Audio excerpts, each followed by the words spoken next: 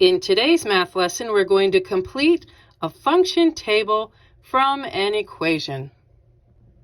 To do this, you're going to plug in the given x value to the function for each x in the equation. The x values will be given to you from the table. That's where we're finding these x values. After substituting in x values to the function, you're going to simplify the function using your order of operations, otherwise known as PEMDAS. So you can check your work using a scientific calculator, or you can graph the actual individual functions and look at their corresponding tables using a graphing calculator like the TI Nspire. Here in example 1, we're going to complete the table of the function f of x equals x plus 2 with x values of 1, 3, 5, and 7. The function that we have been given to work with in this problem is x plus 2. So that means that all of these x values, 1, 3, 5, and 7, are individually going to replace the x in its part, in its location of the function, and then we're going to simplify and clean things up. So let's build out our framework. We know we're going to have something plus 2 for each row of our table. So what might that something be? Let's plug them in and see. So if I plug in the given x value of 1, then I see 1 plus 2, because that's what we have as our function. 1 plus 2 is 3. So where x is 1, f of x is 3. When I have an x value of 3, I replace the x with the 3, and then I say 3 plus 2, because that's what our function is, and that's 5. So where x is 3, f of x is 5. On our third row, x is 5. So we replace the x with the 5, and then from the function, add 2. So 5 plus 2 is 7. So where x is 5, f of x is equal to 7. And finally, on our fourth row, we have an x value of 7. So if I replace the x, I substitute in a 7, and then as the function tells me to, add 2. 7 plus 2 is 9. So where x is 7, f of x is equal to 9. And there you go. In example 2, we're going to complete the table of f of x equaling x minus 1 with the given x values of 2, 4, 6, and 8. We see here that the function is x minus 1. That is what we are going to be working with throughout this problem. And we need to substitute in the specifically requested x values to see what is created, what is the output. So let's set up our framework. We have something minus 1 for every row, and that is how we set this up to keep things tidy and organized. So our first x value is a 2. So substituting in a 2 for the x, 2 minus 1, which is from our function, is just 1. So where x is 2, f of x is equal to 1. On the second row, we have been told there's a 4 that we are going to substitute in for the x. So 4 minus 1 is equal to 3. So where x is 4, f of x is equal to 3. On the third row, x is 6. So substituting in a 6 for the x, I have 6 minus the 1 from the given function, and 6 minus 1 is just 5. So where x is 6, f of x is equal to 5. And finally, on our fourth row, we've been told to work with an 8. So 8 is substituting in for the x, minus 1 as the function requires. So 8 minus 1 is 7. And as a result, we see that when x is 8, f of x is equal to 7. And there you go. In example 3, we're going to complete the table with the function 2x for the x values of 0, 1, 2, and 3. In this particular example, we see that our function is 2x. So we need to remember our notation, that when you have a letter and a number side by side, as these are here, that means that they are multiplying. So this 2x is 2 times an x value. So our framework will be 2 times something for each row of this table. 2 times something. All right, let's go find out what we make here. So our first row tells us to use a value of 0 to substitute in and replace that x. So 0 is now here, substituted in for the x, and 2 times 0 is 0. So where x is 0, f of x is equal to 0 also. In the second row, we've been told to use 1 to substitute in and replace the x. As a result, we have 2 times 1. And 2 times 1 is just 2. So on our table, where x is 1, f of x is equal to 2. On our third row, we've been told to use a value of 2 to substitute in and replace the x.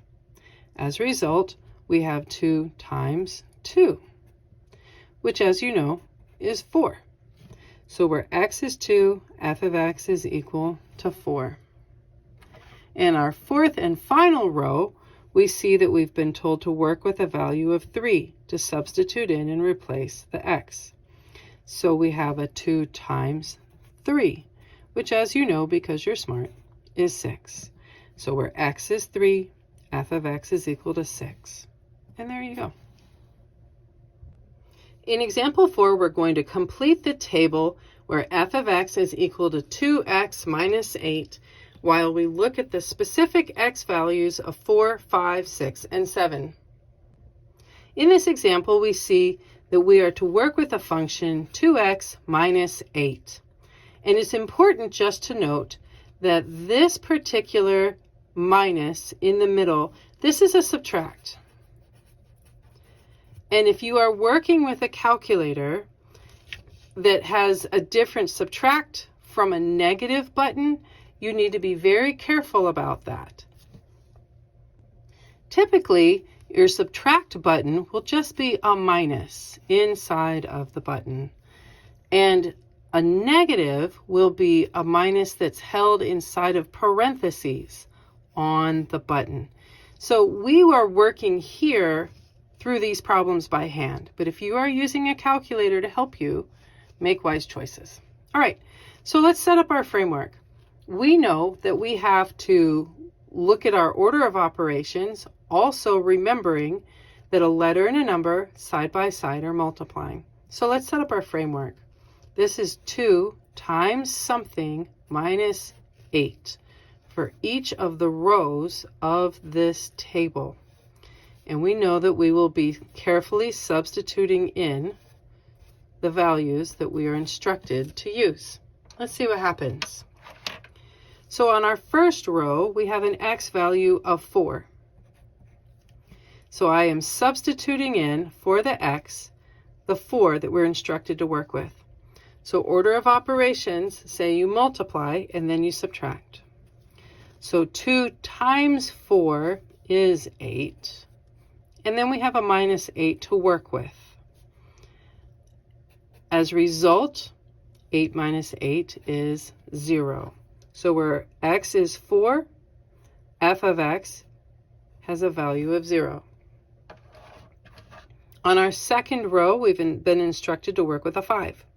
So 5 is substituting in and replacing the x. Order of operations. Let's multiply first and subtract second. So 2 times 5 is 10. And then we have a minus 8 from the function. And 10 minus 8, as you know, is 2. So where x is 5, f of x is equal to 2. On our third row, we have an x value of 6 to replace the x. So that tells us to multiply 2 times 6, making 12, and then minus the 8 that is from the function. 12 minus 8 is 4. So where x is 6, f of x is equal to 4. And finally, our fourth row has a value of 7 to substitute in and replace the x. So 2 times 7, then minus 8.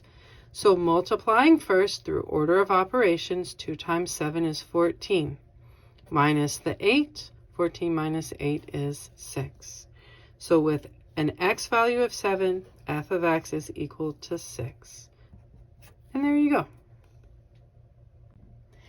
In example 5, we're going to complete the table with the f of x function being x plus 10 while we work through x values of -5, -4, -3, and -2. With the given function being x plus 10, we can quickly set up our framework of something plus 10 for each of these rows of our table. And you might look at a problem like this and say, well, I can just see the pattern, so I don't need to do all of that work. And if you are strong in your number sense, then great, do that. As we substitute in a -5 for the x, you might quickly be able to see that -5 plus 10, well, that is the same thing as 10 minus 5, giving you just a value of 5. So where x is -5, f of x is equal to +5. And again, as we substitute a -4 in for x, you might be able to see quickly that -4 plus 10 is exactly the same thing as 10 minus 4, which is 6. And I hope that you can see that, but if you're not quite there yet, that's fine. We'll get there. So when x is -4, f of x is equal to +6. On the third row, we have an x value to substitute in of -3. So -3 plus 10 is the same thing as 10 minus 3, which is 7. So where x is -3, f of x is equal to +7. And on our fourth and final row, we see when we substitute in a value of -2 for x, and -2 plus 10 is the same thing as 10 minus 2, which is 8.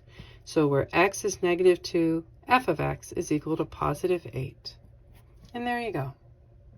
On our sixth example, we're going to complete the table with the function f of x is equal to -x, working with x values of -3, -2, 0, and 4.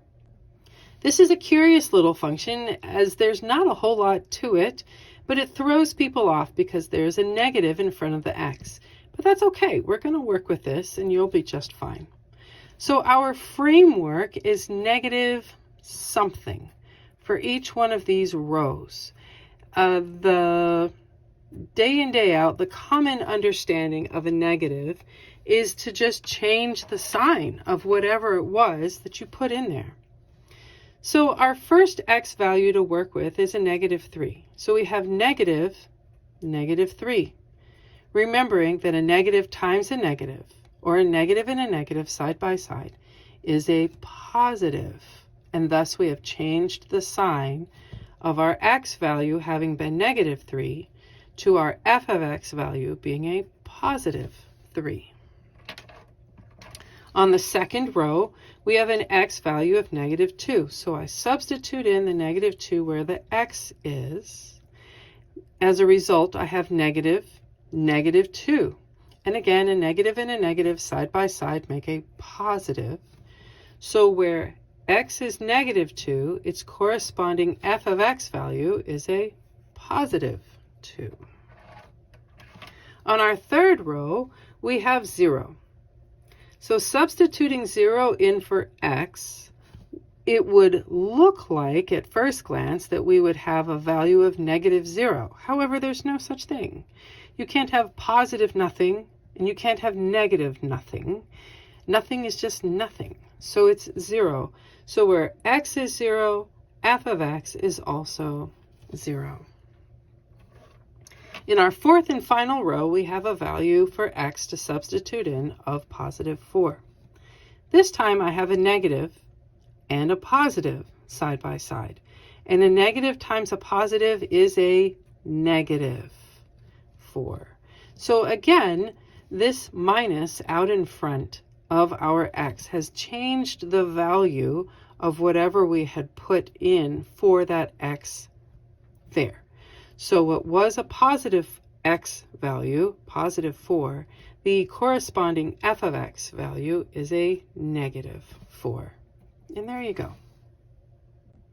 On our seventh and final example, we're going to complete the table with the function f of x is equal to 2x squared minus 3x plus 7 with the x values of -3, 0, 5, and 10. This is a unique little problem to us on this lesson in that in our function we have more than one x showing. And yes, as stated in the introduction, we have to replace both of these x values every time we are examining our function. So let's set up our framework to help us out. That means that we are going to have 2 times something squared minus 3 times something plus 7. And we're going to do that all 4 times because there are 4 rows on our table. And you might think, well, this is cumbersome. Why are we writing it out with this blank space for each row? We are averting mistakes and problems and confusion by just having a nice steady framework to begin with. So remember, anytime you have more than one x in your function, you are going to replace them all. In this case, I have 2 x's. So we are going to replace both of the x's with the given value from the table that we are being asked to examine. All right, let's get started. So our first value is that of x being -3. So I'm going to substitute in a -3 for both of those x's. And because this is a squared value, yes, you most definitely need to use your parentheses around that -3. It changes things a lot. And for the sake of time, we are also going to use a calculator to simplify this for us.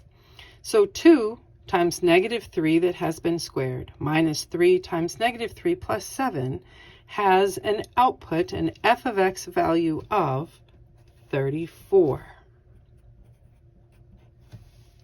And then we substitute in on our second row a 0 for both of the x's. So as you type that into a calculator, you'll have 2 times 0 that has been squared minus 3 times 0 plus 7. And when you type that into your calculator, you get a very nice tidy answer of just 7. On our third row, we have been instructed to use a 5 to substitute in and replace both of our x's. As a result, we have 2 times 5, which has been squared, minus 3 times 5 plus 7. And when you type that into your calculator, you get an answer of 42. In our fourth and final row of this table, we have an x value to substitute in of 10. So we put that in for both of the x's, and we type carefully into your calculator 2 times a 10 that has been squared minus 3 times 10 plus 7. And you end up with a final value of 177. So where x is 10, f of x is equal to 177. And there you go.